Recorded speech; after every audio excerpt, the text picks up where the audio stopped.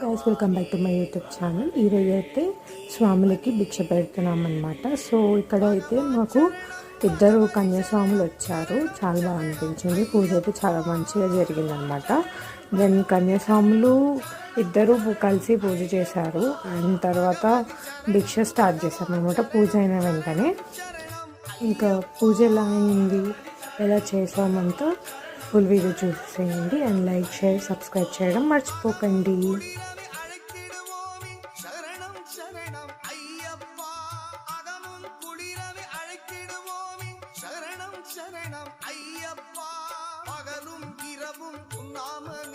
స్మరణం స్మరణం అయ్యప్ప భగవాన్ శరణం భగవతి శరణం శరణం శరణం అయ్యప్ప భగవతి శరణం భగవాన్ శరణం శరణం శరణం అయ్యప్ప.